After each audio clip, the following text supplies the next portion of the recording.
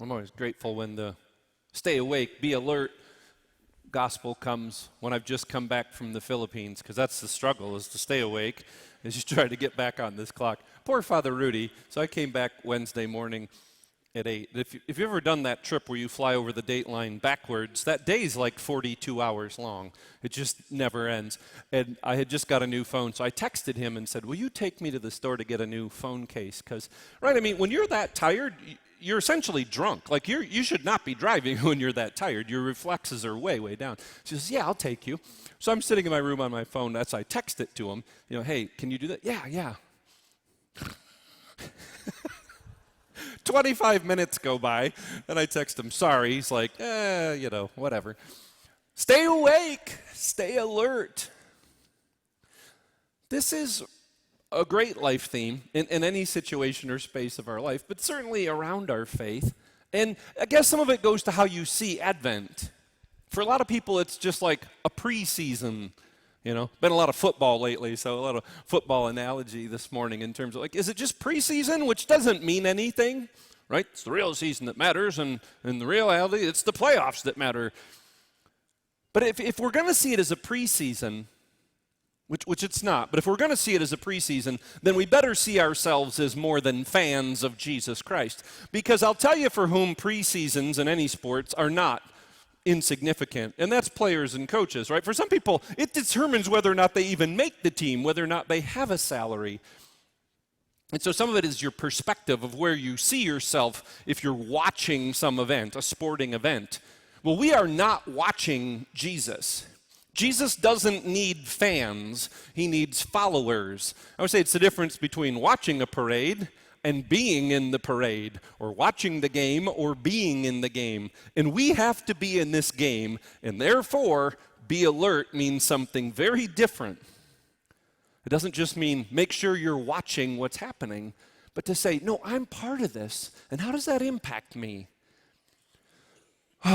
Well, as I prepared for this trip, and poor Father Rudy, for the first time in this mess, he had to get up early. Of course, he wakes up early, but to take me to the airport for this trip.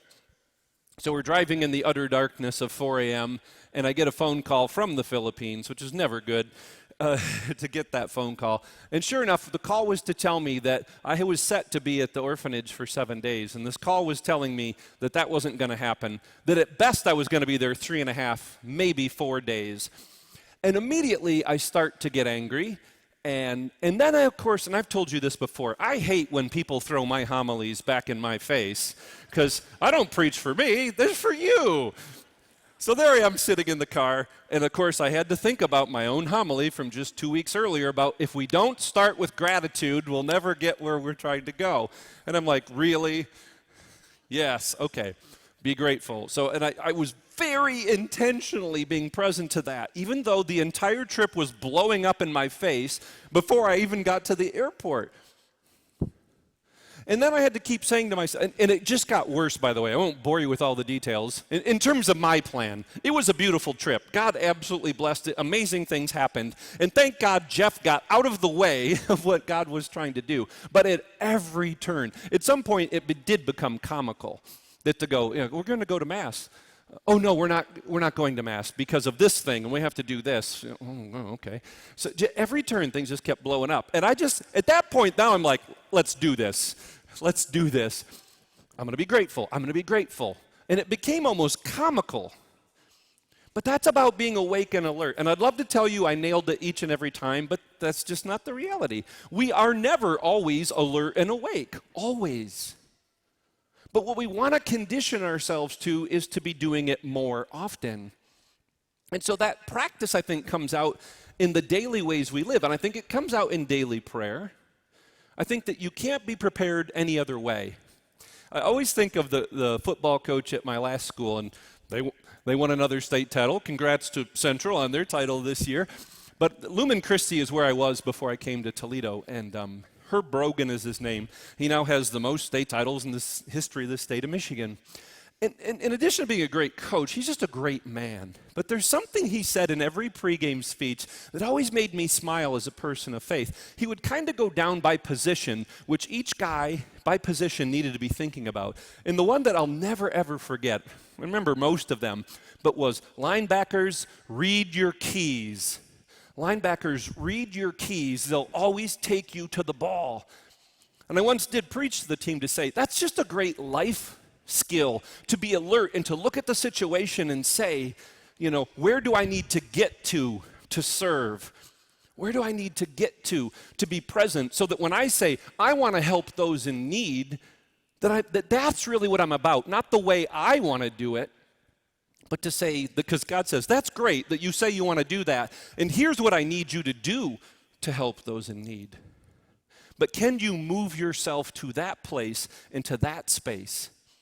Because what we're trying to be alert and awake to in Advent is the coming of the sun. Is that how apropos that it's foggy today, right? Maybe the sun will show up and burn this off. What time, I don't know that will happen.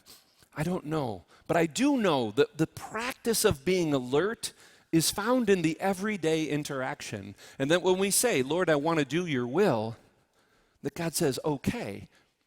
But when we start to get a little upset, that's when we realize that we do want to do God's will, but our way, right? And when we pray in just a few minutes, thy kingdom come, thy will be done, the other half of that is, my kingdom go.